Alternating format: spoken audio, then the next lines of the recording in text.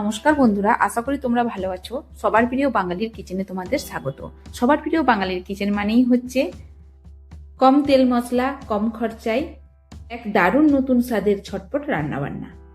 আজকের রেসিপিটা আমি এমনভাবে তৈরি করেছি যা ব্যাচেলার ভাই বোনদের থেকে শুরু করে অফিস যাত্রী কিংবা বাড়ির ব্যস্ত গৃহিণী সবার এক নিমেষে কমিয়ে দেবে পরিশ্রম। আজকে আমার রেসিপি হচ্ছে ভাপা চিংড়ি, একদম নতুন পদ্ধতিতে আর খুব তাড়াতাড়ি।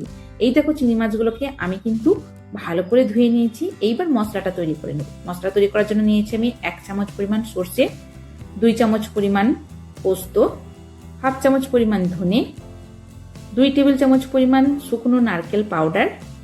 তোমরা এই শুকনো নারকেল ব্যবহার না করে এমনি নারকেলও ব্যবহার করতে পারো। তার সঙ্গে দিয়ে দেবো 3 থেকে 4টা কাঁচা লঙ্কা, একটা বড় মাপের টমেটো।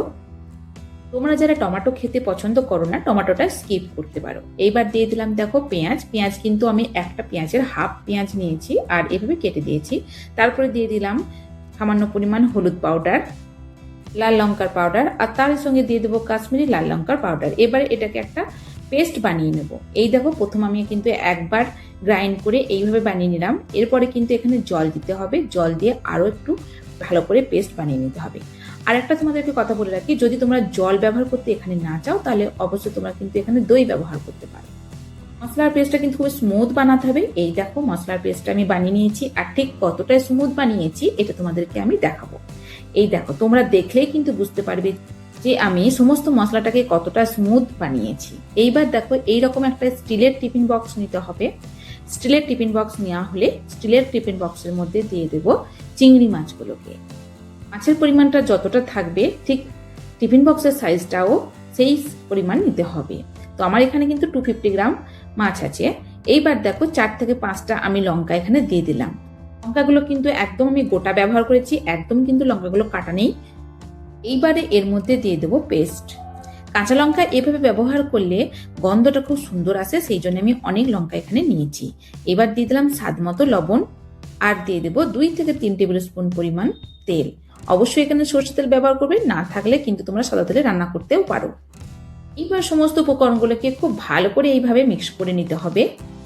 তোমরা দেখতে পাচ্ছ, দেখতে কিন্তু একটা লোভনীয় লাগছে। এবারও আমি উপর থেকে দিয়ে দেবো কাঁচা লঙ্কা। কাঁচা লঙ্কাগুলো কিন্তু আমি এগুলো ঝালের জন্য দিচ্ছি না, দিচ্ছি এটা একটা দারুণ টেস্ট আসবে সেই জন্য। অবশ্যই তোমরা এইভাবে কাঁচা লঙ্কা ব্যবহার করবে, দেখবে টেস্টটা খুব ভালো হবে।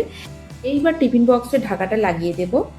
লাগিয়ে দেওয়ার পর আমি কড়াইতে এটাকে ভাপিয়ে নেব। তো এখানে দেখো, কড়াইয়ের মধ্যে আমি জল দিয়েছি আর একটা স্ট্যান্ড রেখেছি। জলটা অবশ্যই স্ট্যান্ডের নিচেই থাকবে। টিফিন বক্সটাকে এরপর স্ট্যান্ডের উপর রেখে দেবো আর ঢাকা লাগিয়ে 15 থেকে 20 মিনিট আমি হাই ফ্লেমে এটাকে ভাপিয়ে নেব। তো 15 থেকে 20 মিনিট হয়ে গেছে, আমি কিন্তু ঢাকা খুলে দিয়েছি। আর এইবার কিন্তু ফ্লেমটা অবশ্যই বন্ধ করে দেব।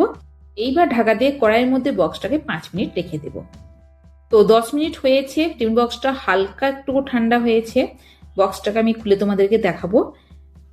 ভাপা চিংড়ির টেক্সচার দেখতে যেমন লোভনীয়, খেতে ঠিক ততটাই সুন্দর। আর গরম ভাতের সঙ্গে এর স্বাদ তো একদম জমে যায়। তোমরা দেখতেই পাচ্ছ তেলের পরিমাণ অনেক কম। মশলাটা তো তোমরা আগেই দেখেছো আমি কি কি মশলা ব্যবহার করেছি, কতটা পরিমাণ। তেল মশলা দুটোই কিন্তু এখানে অনেক কম, দারুণ স্বাদের। ভালো লাগলে অবশ্যই লাইক, কমেন্ট, শেয়ার করবে। ধন্যবাদ।